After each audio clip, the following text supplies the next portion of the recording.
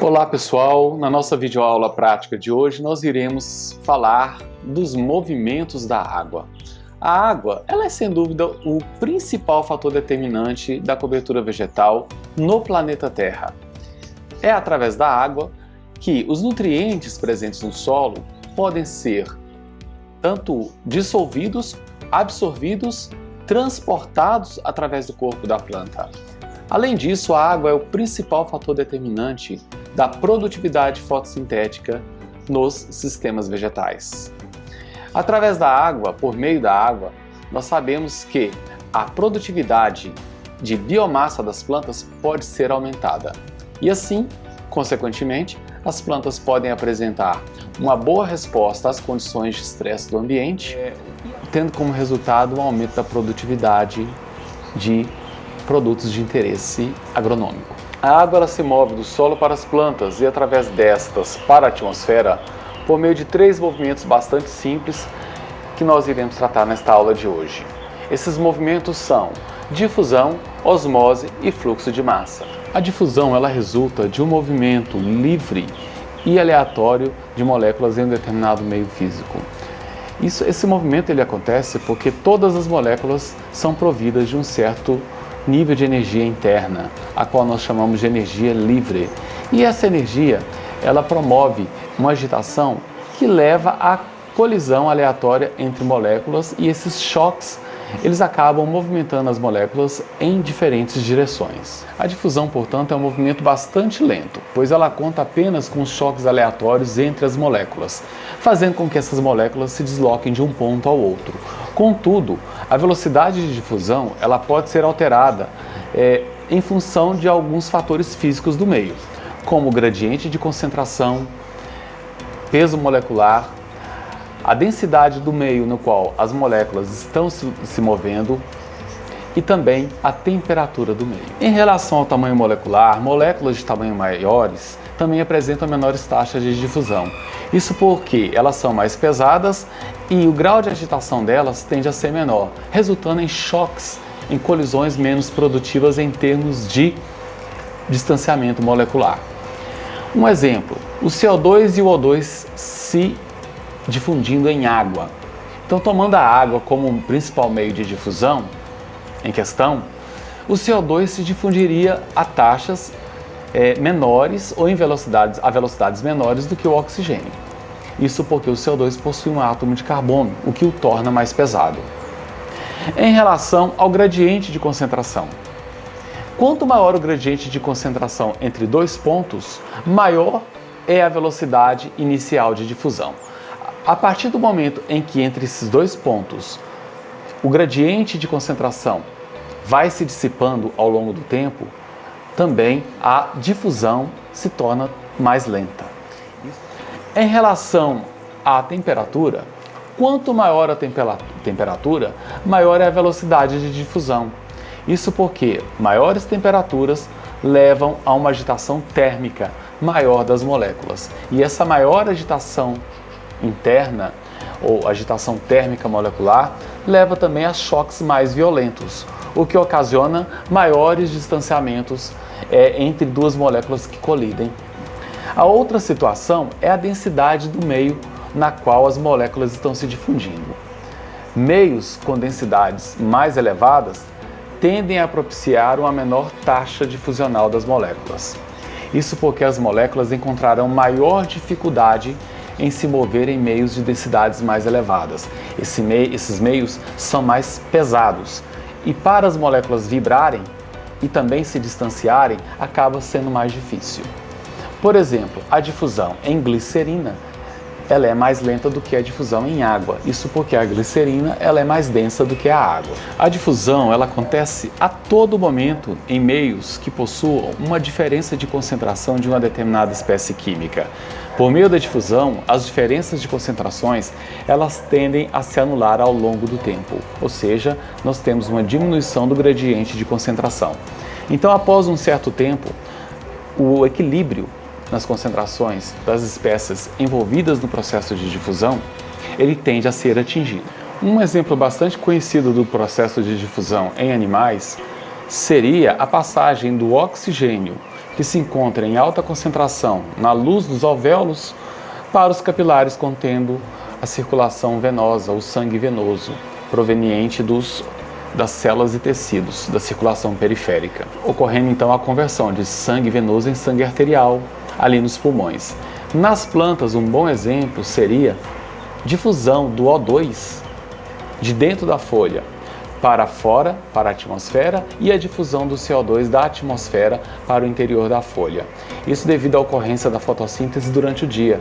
A fotossíntese é um processo carboxilativo, o que causará a diminuição das concentrações internas do CO2 dentro da folha, fazendo com que o CO2 seja captado do ambiente externo, da atmosfera, novamente para dentro da folha através dos estômatos, ao passo em que o oxigênio vai sendo liberado por meio da quebra da molécula de água, fazendo com que a sua concentração interna dentro da folha tenda a se elevar e esse oxigênio tende a ser liberado de dentro da folha para a atmosfera. Falando então agora um pouco acerca da osmose, a osmose seria a difusão da água. É um termo especial que a gente usa para tratar da difusão da água, mas não dos solutos. Desta maneira, se uma membrana semipermeável está separando dois meios de concentrações de solutos diferentes, um em relação ao outro, a água ela tenderá a se mover do local menos concentrado para o local mais concentrado através da membrana semipermeável, sem que ocorra através desta membrana a movimentação de solutos. Também equivale a dizer que a água está se movimentando do meio onde ela tem maior energia livre para o meio onde ela tem menor energia livre. A água sempre terá maior energia livre em situações em que de soluções mais diluídas. E a energia livre da água ela tende a diminuir à medida que esta água ela se encontra solvatando os solutos. Essa solvatação que a água promove em solutos, em solução, acaba diminuindo a sua energia livre, pois a água interage, ela precisa interagir diretamente com os solutos. E isso causa a diminuição, naturalmente, do grau de agitação molecular da água. As forças motrizes do processo de osmose são temperatura. Quanto maior a temperatura, maior é a taxa de osmose de um meio para o outro, em função também do aumento do grau de agitação molecular. O outro fator seria o próprio gradiente de concentração entre um meio e outro. Quanto maior o gradiente de concentração entre dois meios, separados por uma membrana semipermeável, maior é o fluxo de água por osmose do meio menos concentrado para o meio mais concentrado. E o outro fator determinante seria o grau de ionização molecular de um soluto em solução. Quanto maior o grau de ionização de um determinado soluto, maior tende a ser a formação da pressão osmótica, que é a força direcionadora ou força motriz da ocorrência do processo osmótico. Nas células vegetais, as duas principais membranas que influenciam o processo osmótico são a plasmalema ou membrana plasmática, que recobre a célula, e o tonoplasto, que é a membrana do vacúolo. A água, ela sempre tende a se locomover do meio externo para o meio intracelular através da plasmalema, ou seja, em direção ao citosol, e para promover o equilíbrio osmótico, aí entra em ação o vacúolo. Através da membrana do tonoplasto, concentrações iônicas também podem ser balanceadas entre tonoplasto e citosol. Então, a gente sabe que o vacúolo é a principal organela, ou melhor dizendo, o principal compartimento celular envolvido com as relações hídricas na célula vegetal. O vacúolo, inclusive, justamente apresenta este nome em função do seu aspecto translúcido apresentado à microscopia de luz. Sabe-se, por exemplo, que o conteúdo vacuolar não é o citoplasma, ele é constituído de água e solutos, e por isso tem um aspecto mais translúcido.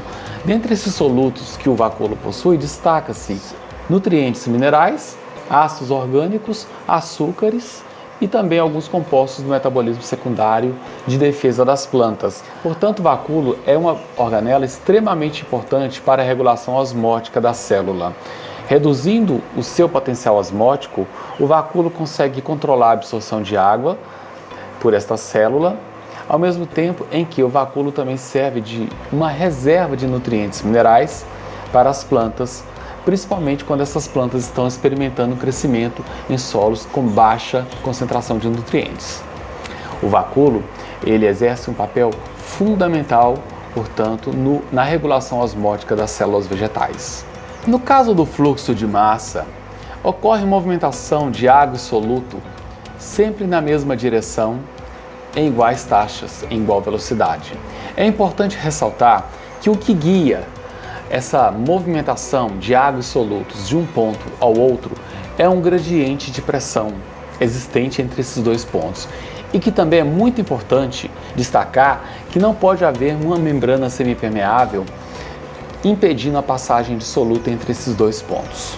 O fluxo de massa, ele é uma situação que ocorre comumente durante a absorção da água e de sais minerais pelas raízes das plantas. A corrente transpiratória, ela ocasiona uma força de sucção muito grande de água e minerais presentes no solo até a rizosfera e da superfície das raízes ou dos pelos radiculares para o interior da planta. Uma outra situação, uma vez água e minerais estando presentes no interior dos elementos condutores xilemáticos, a água e os minerais seguirá para a parte aérea também por fluxo de massa, justamente guiado por uma DPV, por uma força motriz que é a própria força transpiratória gerada nas superfícies foliares. Uma outra situação ainda é o transporte de seiva do floema desde os órgãos-fonte, que são os órgãos produtores, até os órgãos dreno, que são os locais de consumo em uma planta, cujos conceitos fonte e dreno serão bem abordados na aula de transporte de seiva floemática. E uma outra situação ainda que acontece, agora um exemplo em animais, é o próprio fluxo de massa da corrente sanguínea. O sangue, ele é constituído tanto de uma versão de uma parte líquida, que é o plasma, de uma parte constituída de células, que são elementos figurados, e ainda dissolvido na parte líquida do sangue nós temos os nutrientes que circulam pelo nosso corpo. E a força propulsora da circulação do sangue é uma bomba, que é o coração, onde o coração irá bombear o sangue com maior pressão. A maior pressão vai estar voltada para o local próximo ao coração e a menor pressão sanguínea para os locais mais distantes do coração. Então a gente observa também que há aí, neste caso, uma diferença de pressão entre dois pontos ou um gradiente de pressão acontecendo aí. Um outro exemplo, se você pega uma seringa e você dentro dessa seringa tem água e algum tipo de soluto e você pressiona o êmbolo desta seringa, a pressão aplicada, pressão é o quê?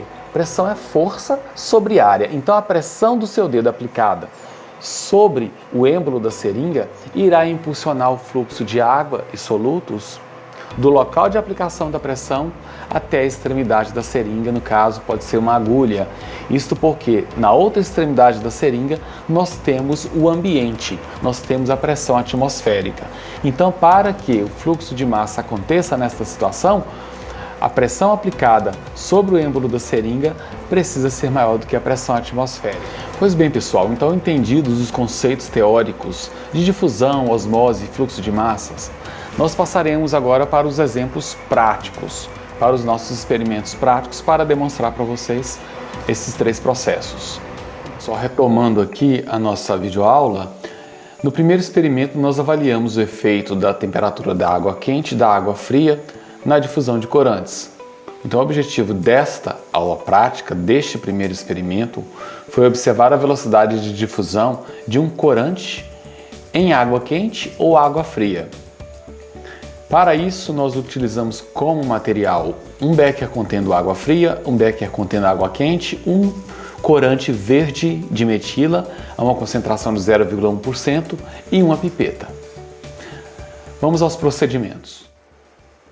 Nós temos aqui dois beckers, um deles contém água fria e o outro contém água quente. Nós pipetamos o corante verde de metila nos dois beckers. Observem o que acontece em termos de velocidade de difusão deste corante.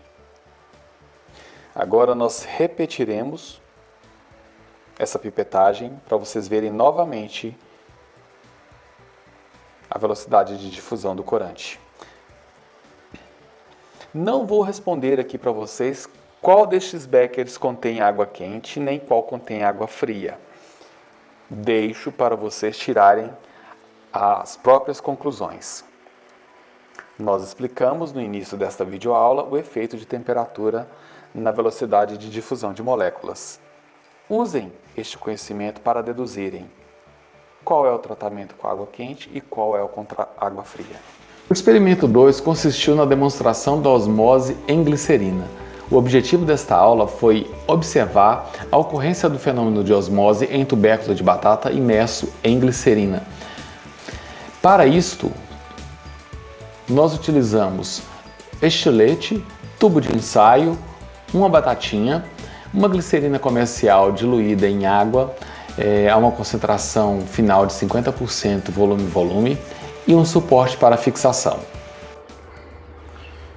Então o que nós fizemos foi cortar um cubo de batata e mergulhar este cubo com auxílio de um suporte metálico, de forma que esse cubo ficasse seguro no fundo do recipiente. Como nós não tínhamos tubo de ensaio, esse experimento foi conduzido em casa em função da pandemia e do ensino remoto emergencial, nós utilizamos aqui apenas uma chave de fenda mesmo para segurar esse cubo de batatinha inglesa no fundo de um recipiente. No caso, em laboratório, o recipiente poderia ser o tubo de ensaio.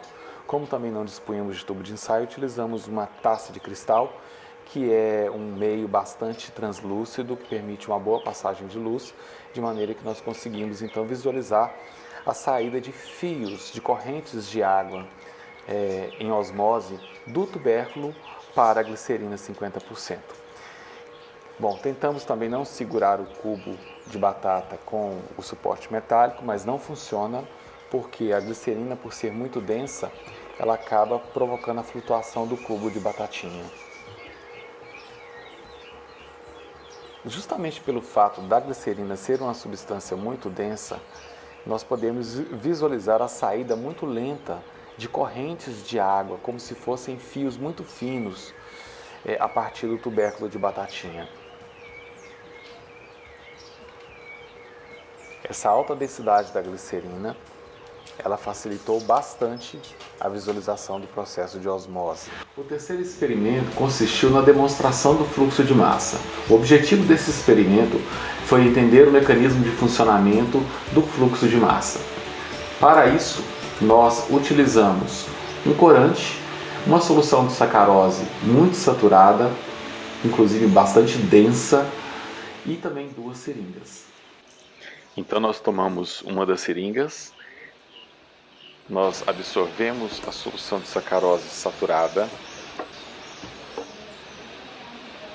Em seguida a gente pegou outra seringa, nós retiramos o êmbolo desta seringa e despejamos o conteúdo da seringa anterior, que é a solução de sacarose, dentro desta segunda seringa.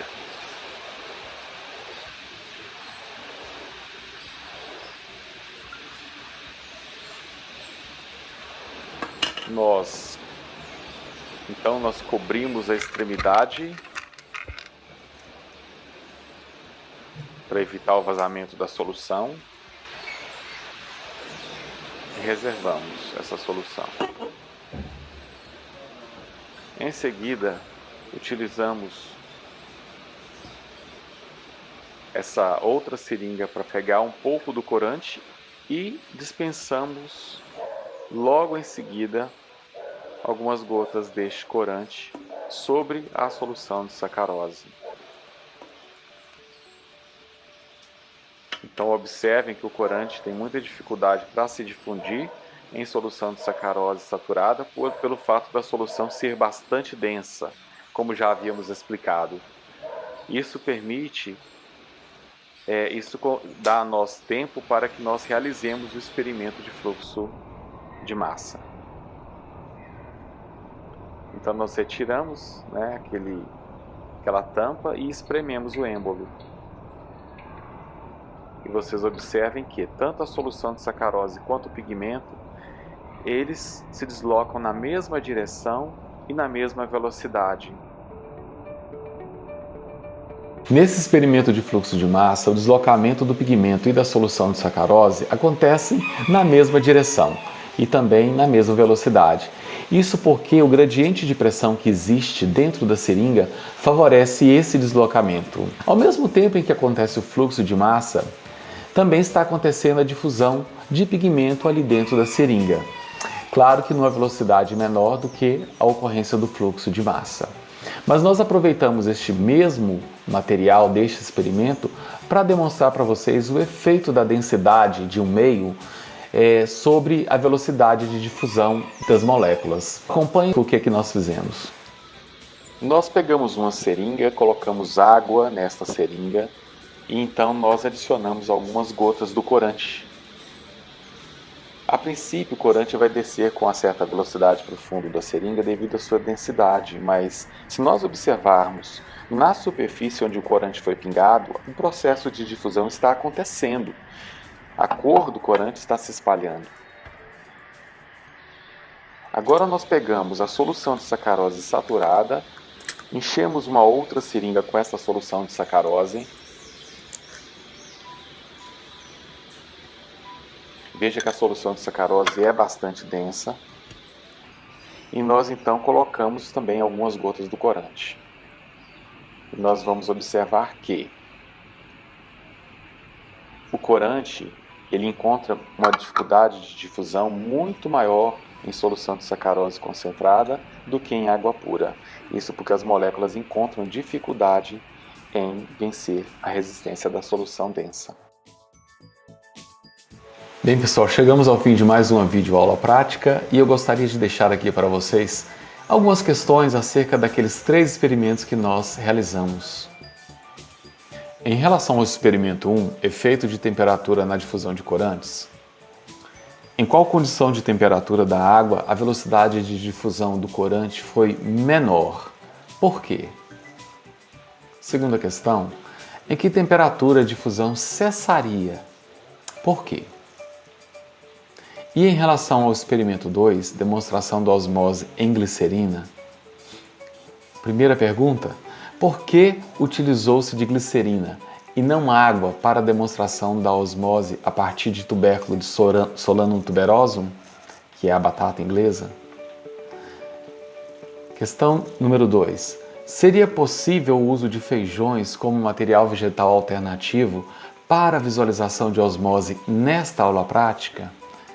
Justifique. E finalmente, em relação ao experimento 3, demonstração do fluxo de massa, aponte 3 situações em que o fluxo de massa é utilizado como um mecanismo de transporte de água e solutos em plantas. E a questão número 2, discorra acerca da seguinte afirmativa. Para a ocorrência de fluxo de massa, sempre há gasto de energia metabólica. Um grande abraço então a todos vocês e até a nossa próxima videoaula prática.